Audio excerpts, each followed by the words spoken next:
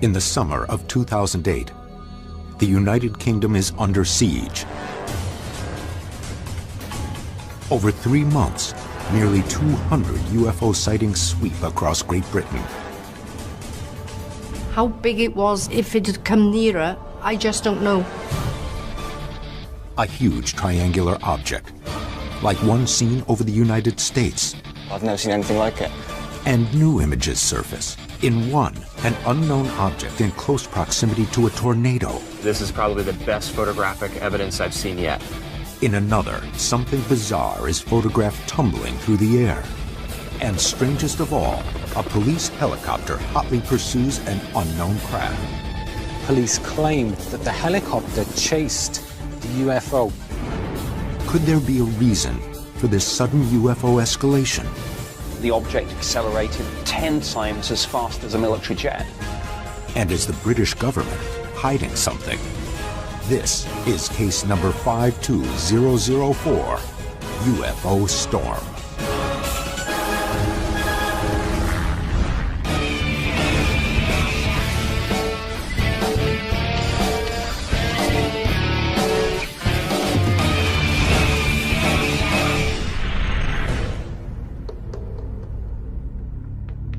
The object was, I would say, between 100 and 120 feet. It was a round shape, a sphere, and it was rotating. I said, am I going crackers? Can anybody see this? Summer 2008. In countless cities across the United Kingdom, accounts of strange lights, unexplained objects, and other bizarre phenomena attract the world's attention. Record-breaking numbers of reports dominate front-page headlines and nightly news broadcasts. In Liverpool, 13 strange orbs. In Ramsgate, a giant flying triangle. In Bristol, a hovering silver object. In Birmingham, 3 low-flying discs. An epidemic of UFO sightings covers the British map. By the end of August, nearly 200 sightings have been reported, and the numbers are increasing.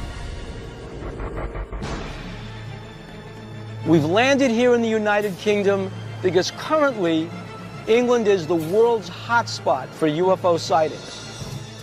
As UFO investigators, this is exactly where we want to be, where the phenomenon is the most active. What we're getting is videographic and photographic evidence of orbs, of triangles, even one case related to meteorological phenomena. Bill Burns will look into a breaking case involving a police helicopter that nearly collides with a UFO, and then gives chase to the object. There were conflicts. The police denied it, the Ministry of Defense denied it, but witnesses said it really happened. Pat Uskert will uncover never-before-seen video of an object that may have ties to an American mass sighting. He's pretty impressed by what he saw that night, and he thinks he's looking at some kind of UFO event. And Dr. Ted Ackworth will hunt down and analyze compelling pictures which seem to show a UFO approaching a tornado. The object was very, very close, near this twister. Are those related? Is there some cause and effect? I'm not sure, but I'd like to find out. This epidemic of UFOs has happened before, across the Atlantic. June 1952. Throughout the United States, an alarmingly high number of UFO sightings sweep from coast to coast. The following months come to be known as the Summer of the Saucers. The sightings seem to peak when 2 Pan Am pilots spot 6 glowing red discs while flying over Newport News, Virginia, on the night of July 14th. But just days later, on July 19th, the wave reaches a breaking point.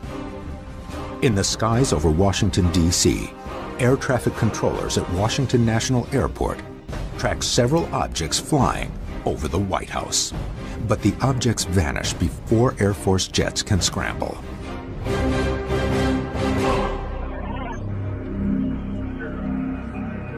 Now, there is a new Summer of the Saucers. This thing was just motionless, it just stayed there, and every now and then it would flash. I didn't believe in extraterrestrial life until I saw this UFO. Whatever is happening in the United Kingdom has left many residents rushing to record their encounters as proof that something is going on. I'm about to meet with Steve Tuzer, who witnessed some strange lights at the height of this UFO wave. He's got some interesting video, and we're going to check it out. May 10th, 2008, University of Wales student Steve Tuzer is walking back to his dorm after a late-night soccer game. But his night is about to get a lot more exciting. Well, it was on May the 10th, between 11 and 12 at midnight. And I happened to have my handheld camera. I looked straight into the sky and I saw these strange lights. And they started doing these strange formations, like triangular formations, and they were like bundled together. And it was just, I've never seen anything like it. So I quickly got my camera and filmed it all. Steve's video shows the unexplained formation of lights moving from west to east through the night sky. As they move, however, a fourth light appears. What you were looking at in your viewfinder, could you also see that with... Far away, because I couldn't really zoom that close into them with my camera, so they were very far away.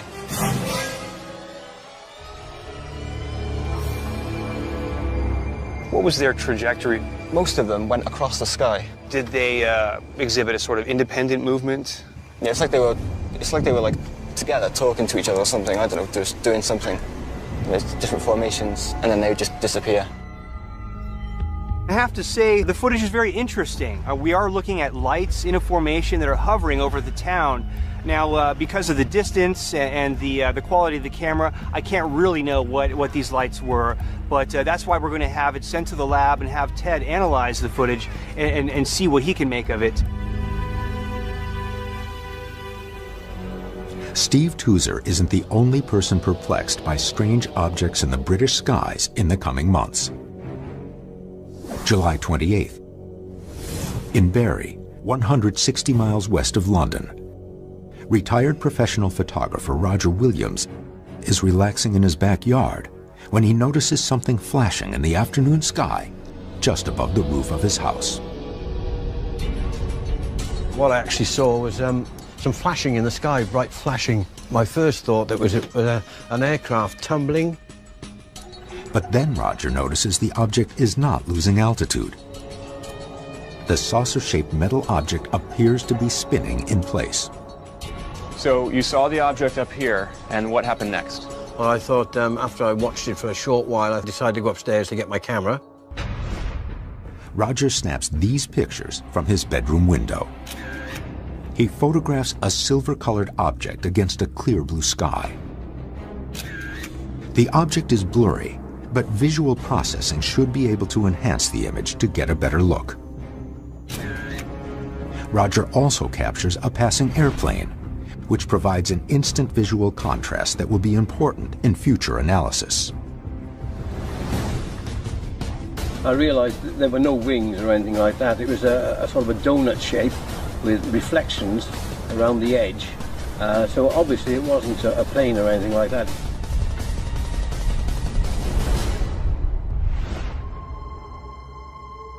Roger has an unobstructed view while taking the photos. Right, so you had a good perspective right outside, and you weren't even shooting through glass.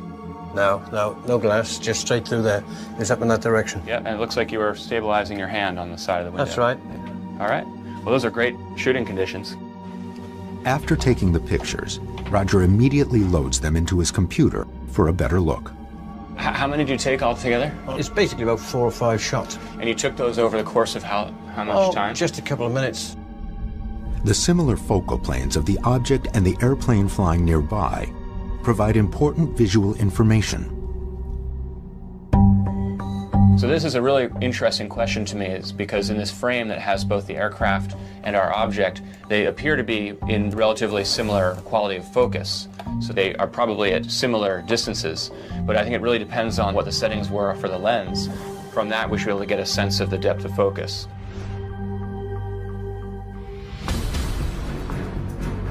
By obtaining the lens settings and aperture from Roger, Ted can now conduct a complete photo analysis to see if he can identify this silvery tumbling object. I have to say this is probably the best photographic evidence I've seen yet.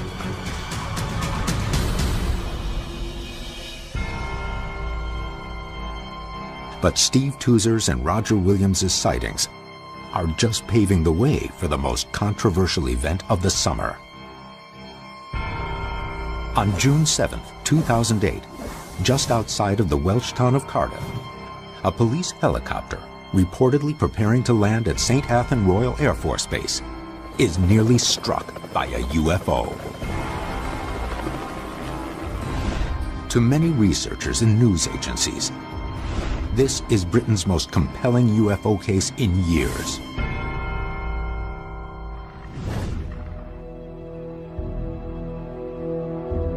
I'm meeting with British ufologist Andy Russell. Andy is a specialist in UFO sightings here in Wales. Bill meets with Andy at the perimeter of St. Athan Royal Air Force Base, the focal point of the entire encounter. The whole incident started here at RAF St. Athan early hours on the 8th of June, although some witnesses have seen a craft around the area on the 7th.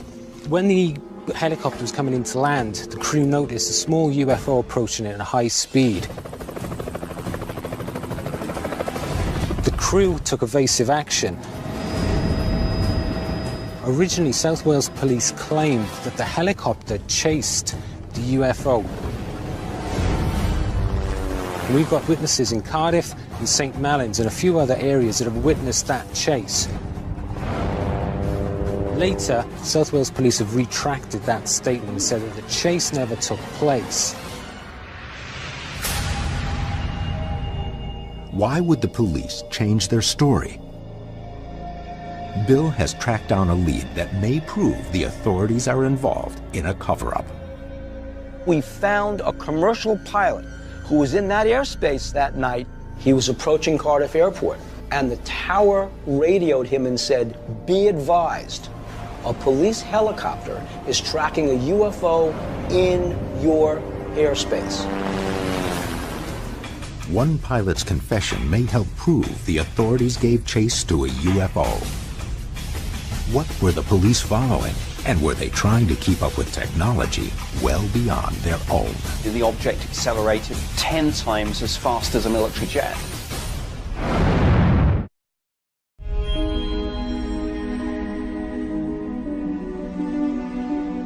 In the summer of 2008, the United Kingdom has become a center for frenetic UFO activity. Reports, pictures, and videos have been captured all over the country. But nowhere has a case intrigued more people than the Welsh city of Cardiff, where a police helicopter reportedly was in a near collision with a UFO and gave pursuit near St. Athan Royal Air Force Base in the early morning hours of June 7th. At least one pilot reported he was told by air traffic control that a UFO had encountered a helicopter in his airspace. Stay away. UFO hunters are in the UK to investigate the events taking place in the summer of 2008. They are working with local news agencies to locate credible eyewitnesses. With no video or pictures known to exist, the Cardiff helicopter incident is at the top of the investigation's most wanted list. Bill Burns is contacted by a pilot who says he was in the skies the night of the incident, and he was alerted by air traffic control to the situation. Today I'm meeting with the commercial airline pilot who was warned out of Cardiff Airport airspace by the tower because they said they were tracking a UFO and a police helicopter. But after several hours, the pilot doesn't show for his scheduled interview. Originally, he agreed to talk with us and tell us the entire story. Then he abruptly canceled. He won't return our phone calls.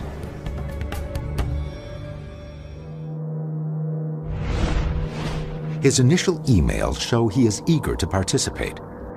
But after the missed interview, a final email shows he has changed his mind about discussing the case. and won't say why. With the pilot now out of the picture, the investigation needs to locate more eyewitnesses. Pat meets with Andrew Dagnall, a reporter from Media Wales. Andrew has also experienced eyewitnesses going suddenly quiet. For him, it happened after speaking with sources inside the police department about the helicopter chase. A policeman was driving a helicopter that he saw what he said was a UFO and chased this UFO out across the east into the Bristol Channel, where it then disappeared. So how did you come by this information? The police actually reported this to us, and that's what made it so significant, was that it was actually coming first-hand from the authorities. Andrew Dagnall's police sources confirmed that one of their helicopters chased a UFO. But later, authorities offered up a contrary statement. According to the South Wales Police Department, quote, there were a variety of aircrafts of different shapes and sizes. In all probability, this sighting has just confirmed that one of these was in the area at the relevant time. The helicopter did not follow it or chase it across the Bristol Channel. Have you been able to get in touch with the police officers that were involved in this incident? We've never actually been able to speak to him. That makes it difficult for us to pursue as a story because, you know, we're getting nothing back now from the police.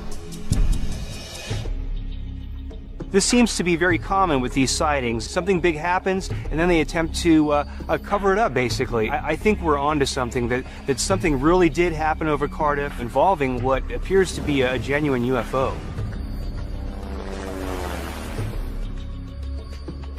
Bill is now seeking connections between the various events taking place this summer.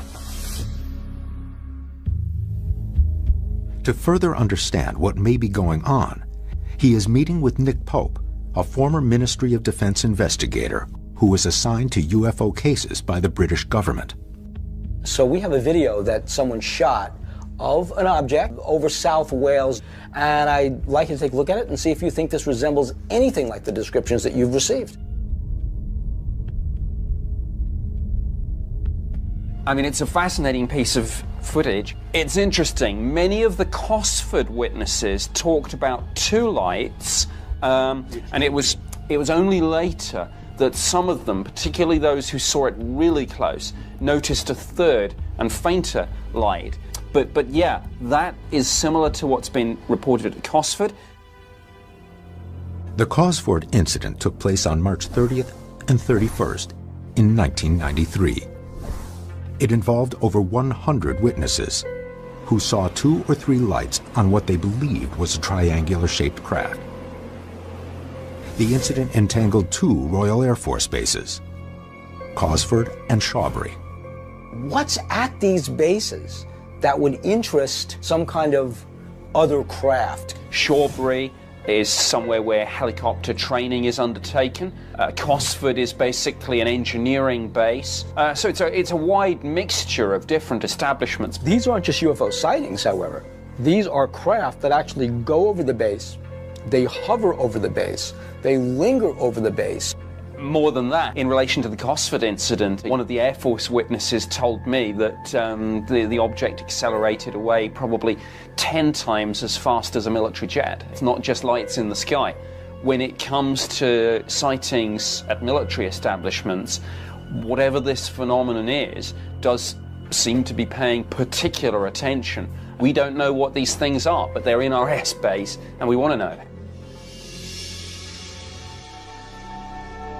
Though it may be impossible to know why these sightings are happening, witnesses continue to be amazed at what they are seeing. Local media assistance has helped uncover an eyewitness who saw the Cardiff helicopter event on the night of June 7th. Sometime after midnight, Amanda Berry is in her kitchen, preparing to turn in for the evening, but soon realizes her night is just beginning. Well, I was basically, sort of washing dishes, doing normal, just usual things, working on my computer. I looked out of the window and I basically saw this light, sort of an orangey sort of light. Amanda watches as a helicopter emerges behind the strange light. To her, it appears to be following or chasing the object.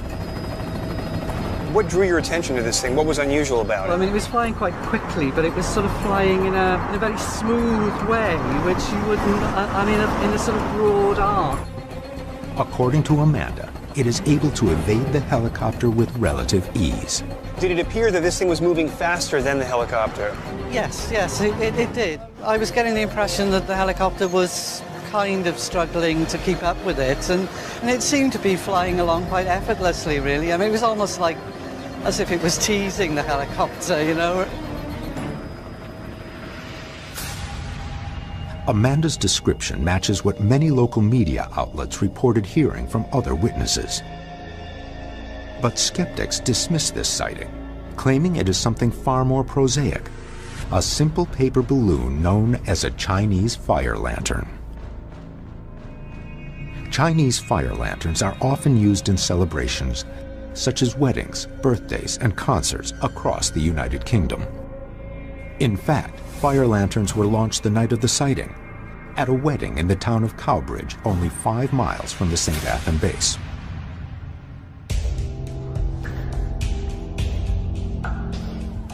This Cardiff case, guys, is really perplexing. On the one hand, you've got the newspapers reporting this as a banner headline. The police admit that their helicopter encountered a UFO. Then the police pull back and say, oh no, nobody can talk to you. Well, it sounds like they're trying to downplay the incident, but according to some of the actual eyewitnesses, they reported that they actually saw the helicopter chasing an object. The police gave this explanation that this was fire lanterns. I think we can probably devise some kind of experiment to either prove or disprove that theory.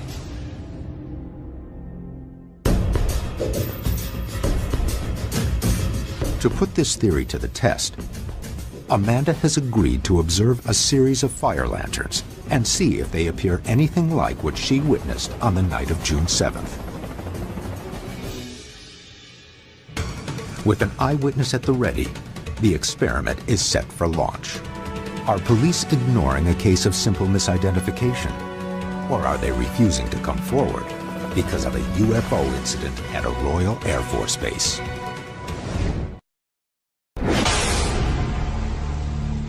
The investigation is in Cardiff, a Welsh city caught up in a wave of some of the United Kingdom's most compelling UFO cases in years.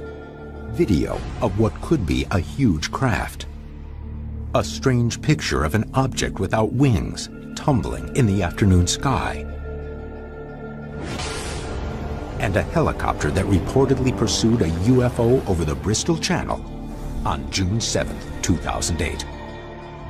But official statements claim that this last incident is an overblown sighting of a Chinese fire lantern. These fire lanterns are candle-powered miniatures of hot air balloons, and they're frequently mistaken for UFOs. We have Amanda's testimony that she actually saw this thing. She saw a very strange object flying in a very peculiar fashion that was being chased by this helicopter, moving faster than the helicopter. Now, after this huge incident, there were reports that this was all the result of just Chinese fire lanterns. So we're here now to put that to the test.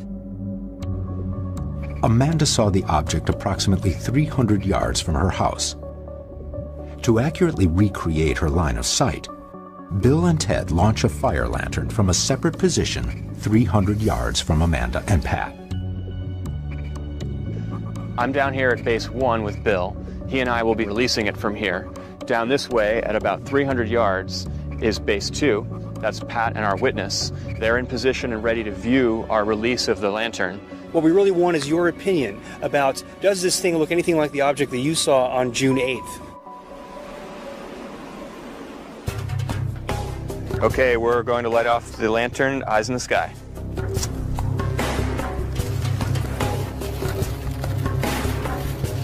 Go.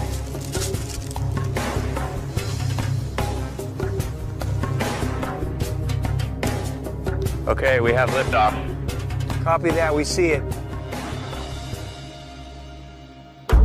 Well, Amanda, well, you see it? Yeah. Does it look anything like what you saw? It's a lot smaller than what I saw, and even at low altitude they're small. So, well, even the lights on the helicopter I saw were, you know, they were dimmer than the lights on the other craft. You could see that they're, you know, electric lights. They were intense. These lights had intensity. Yeah, yeah. And this was more of a flickering candle or like a campfire. Basically, it just didn't look the same at all, really, you know. I think you've made it clear that this is completely different from what you saw that night. Ted, I just wanted to let you know that we've pretty much concluded that what we've launched here this evening doesn't look anything like what Amanda saw that night. Okay, Pat, roger that. There is also meteorological evidence that casts doubt on the theory that these were fire lanterns launched from a wedding in the town of Cowbridge. Cowbridge is about 13 miles to the west of Cardiff, and the winds that night, we looked at the meteorological data, are coming basically out of the north. Now, if a fire lantern was launched over Cowbridge and climbed up to 2,000 feet, it would be traveling in this direction, and that is the opposite direction from Cardiff. So we've got a balloon that's launched 13 miles away, traveling basically away from Cardiff. How could that ever have been sighted over Cardiff? It just doesn't add up. So what does that mean? It's looking increasingly like we have to look for another explanation, and that explanation might very well be it's a UFO. While one experiment has helped eliminate a conventional explanation, the photos and video from Roger Williams and Steve Tuser may provide even more evidence. Are these similar objects to what the helicopter pursued that night? Ted and image analyst Terrence Masson look for any distinguishing characteristics in the evidence. Now, the Roger Williams photos, I'm really hopeful for once we actually have a professional photographer taking a picture of an object. I'm hopeful that we can get something really definitive out of this. Roger turns his 35mm camera skyward and captures 6 images of a strange disc-shaped object that he at first thinks is tumbling, but then realizes is hovering in place. If we could do a sequential viewing of each of the object zoomed in and take out the motion, we could see how it looks over the course of those frames. What we did was several things. Able to isolate some motion blur out of it and do some sharpening and contrast enhancement and actually overlay and sequentially analyze those 6 photographs, one on top of another. To me, this is pretty wild. Yeah, it's definitely changing shape. To me, it looks metallic. It looks very clearly silver, like an aircraft body, aluminum skin, but nothing at all like the shape of an aircraft. And what we see very definitively is it's roughly donut-shaped, saucer-shaped, if you will, and it's very clearly over the course of that short minute and these 6 photographs that it's either tumbling or physically changing shape. It certainly doesn't look like any kind of wings or a helicopter. It's definitely doesn't fit any of our conventional aircraft profile. The fact that this metallic, shiny object is hovering out there in space over the course of a minute and changing shape or rotating in place is very, very puzzling. But Steve Tuser's footage shows something altogether different. The footage is remarkably similar to another incident that's already been closely analyzed. It reminds me a bit of the Tinley Park video in that there's that formation. On August 21st, 2004, hundreds in the small town of Tinley Park, Illinois, view 3 orange globes floating above their city. The video analysis seems to show that all 3 lights are connected. It does look like the other 2 trailing points are locked to that 3rd point. But most shocking is the size of the object. I think 1,500 is a pretty good estimate, plus or minus a few hundred feet. And I don't know any structure that you could fly that could hold lights 1,500 feet apart. Ted and Terrence believe the Tinley Park lights to be a massive single triangular object Though it does show a fourth light, the object Steve Tuzer captured is similar.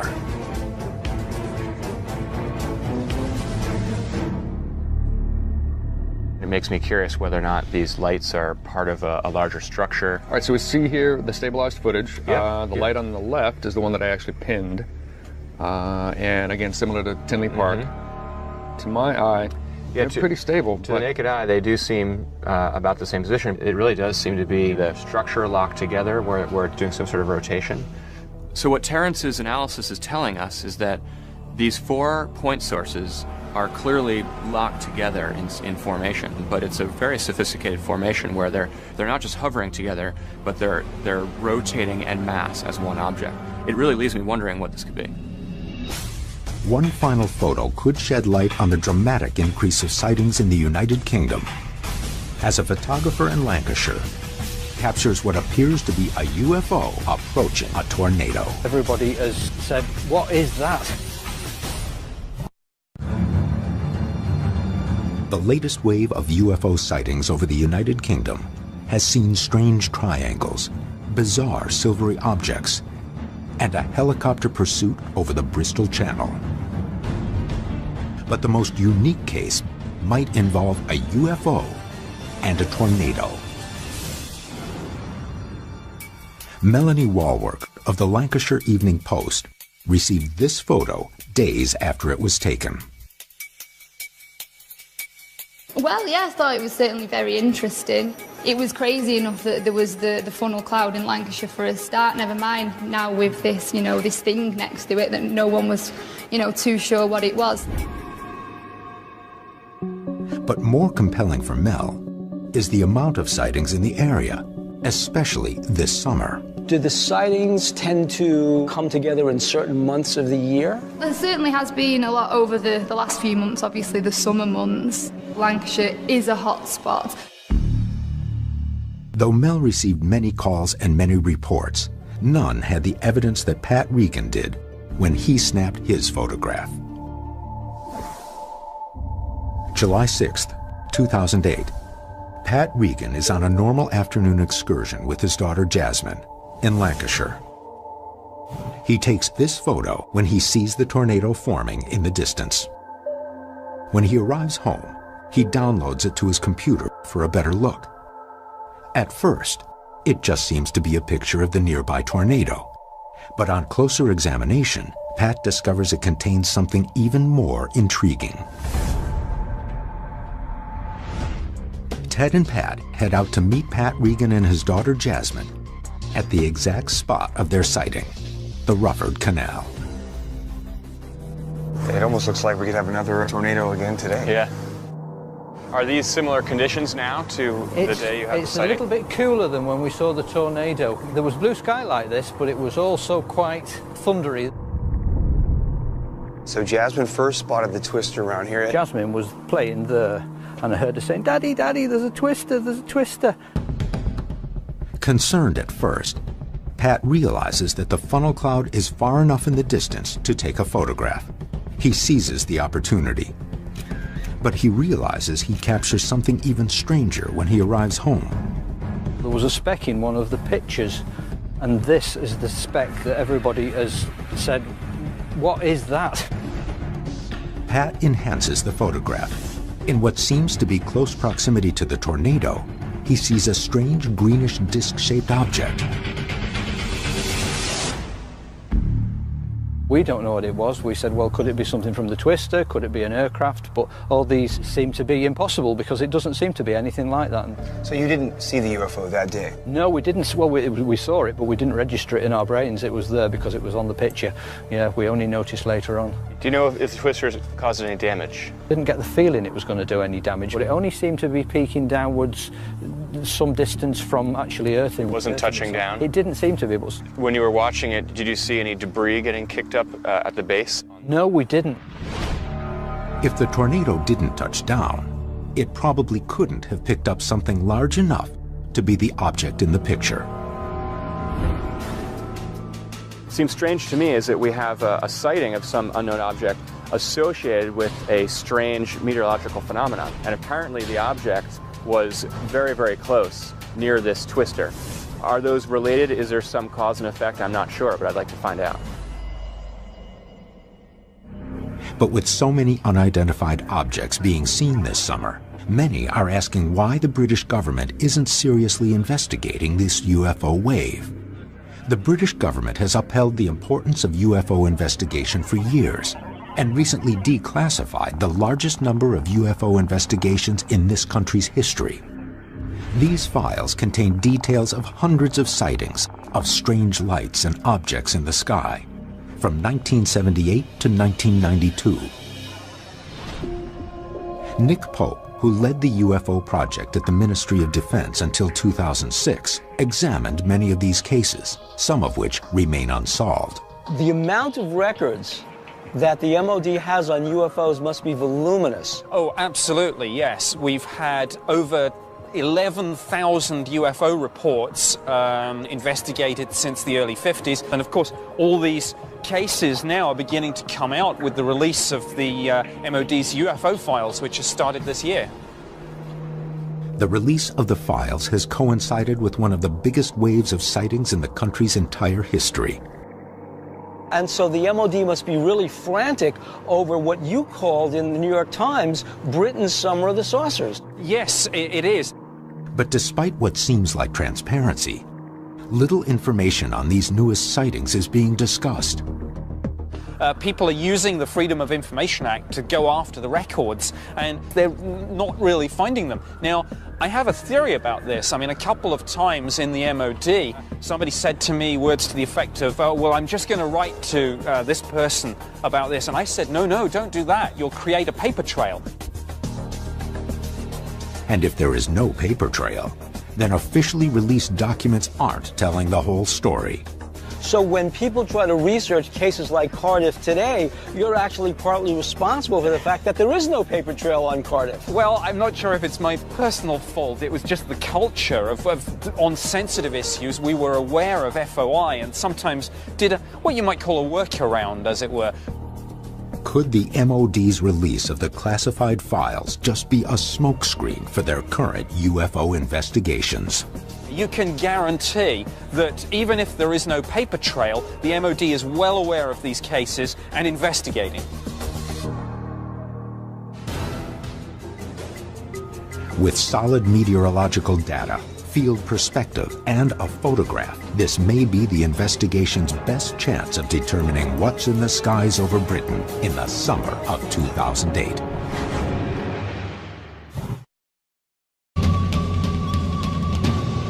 An extraordinary photograph involving a tornado and a possible UFO has surfaced in Lancashire in the UK.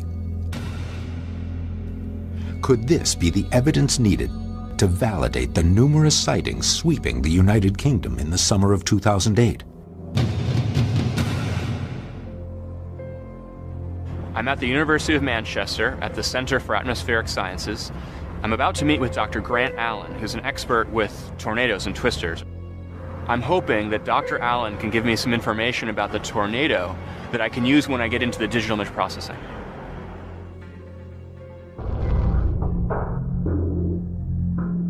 This particular tornado we're looking at here is a very, very weak tornado with wind speeds, I would say, probably less than 80 miles an hour at the vortex edge. Does it look to you like this is touched down? I wouldn't say so. Normally when a tornado forms at the top of the cloud, you get a thicker area and that tapers off as it descends, and you can see that. One question stands out. Is this object just a piece of debris picked up off the ground and tossed out by the tornado? Dr. Allen worked up an estimate on the strength of the tornado, detailing the force needed. The maximum velocity around the edges of the funnel was about 80 miles per hour. That at as little as 10 meters away, it could be half that velocity. So we know that the velocity of the air around this funnel is dropping off very significantly. And obviously it would take very strong winds to keep some sort of debris or object up in the air. If the tornado had touched down, and if that's a relatively large piece of debris that's left over, I would expect to see more evidence of debris either around the tornado or off this picture maybe. We've looked very closely throughout the entire frame, and that's really the one and only piece of debris that we're seeing, and it seems to be about halfway up the funnel. None of those photographs has the tornado been anywhere near the ground. So my hunch is that that is not debris. With this stage of the analysis complete, Ted turns back to image processing to determine the size, speed, or distance from the camera to the object. The question here is, what's the object? You know, an aircraft, a bird, an insect? Can we get our hands around this in any way? My first impression is that it is something of medium size at a pretty good distance. I am seeing what looks to me like motion blur on the object. Motion blur happens when the object being photographed moves faster than the camera and film's ability to capture cleanly. It is usually affected by the camera's shutter speed. Let's look up the shutter speed. 5 thousandths. Right, so that's really fast. Shutter speed on a camera dictates whether the photo is sharp or blurry. Pat Regan's camera shutter was set to open and close at 1/5000th of a second. This extremely fast speed clearly captures the estimated 80-mile-per-hour winds of the tornado, but not the alleged UFO. It seems like it would have to move pretty fast in that very fast exposure time to still be blurred, because anything else that was moving at any kind of relative speed, even 80 miles per hour, a fast car, I would expect that to be crystal clear. You're right. At that shutter speed, right? You're right. Because that's really fast. That's a good point. Further analysis shows the object moving a third of its length in the 5 thousandths of a second needed to take the photograph. But its exact size cannot be determined. Do we know that it's a physical object? I would say definitively yes. You can see the very dark undershadowing on the foreground objects, and if we zoom into this thing here, we can see it's kind of more light on top and dark underneath. So there is something physical in frame. It's not something that's added after the fact or very close to camera. Right.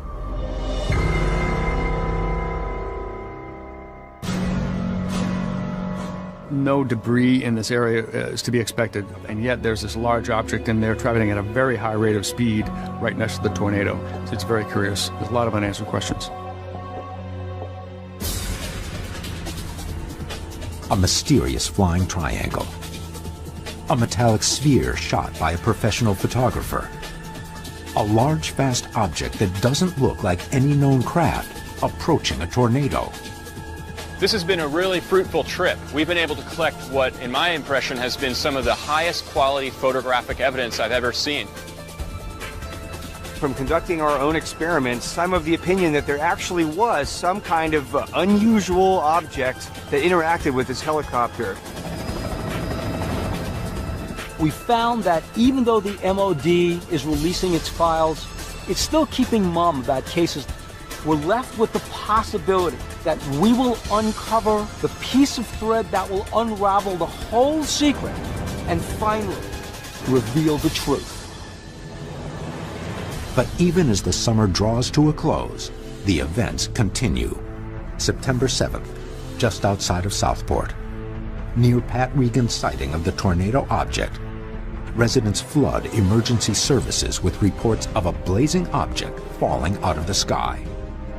September 13th, in Bristol, near the Cardiff helicopter incident, 5 bright orange lights circled the night sky. And September 22nd, reports of triangular lights pour in from the towns of Rose, Johnston, and Boris. As events escalate and with more and more witnesses, the truth may be just a sighting away.